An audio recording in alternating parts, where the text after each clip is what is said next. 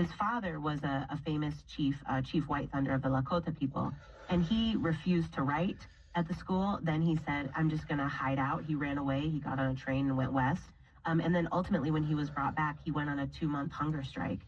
There was another student that when he was first kidnapped and brought to the school, refused to have his hair cut. He fought and fought and fought. And Pratt happened to be away that day, and his wife said, you know what, I'm just going to wait till my husband comes back to deal with you. And before Pratt returned, this young man went out to the public grounds of the school in the middle of the night, and he sat there and he cut off his own hair in a ceremonial way on his own terms. And all the children who saw him wailed in grief, wailed in mourning.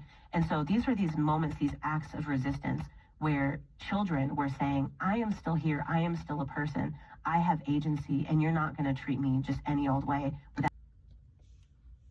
Dr. O, and for my medicine show today, which is going out on a Friday for Our Future, I want to share what happened on Juneteenth. That was on National Public, often called by me corporate, because I do not consider them unbiased, radio.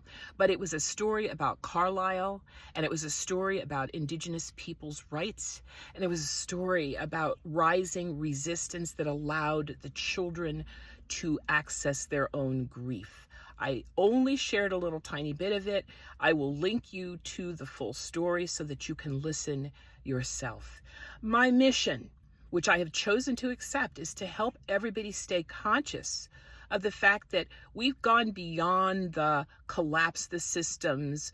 Education in America has been for a very long time for everyone. But let's just stick to my people, the colored people.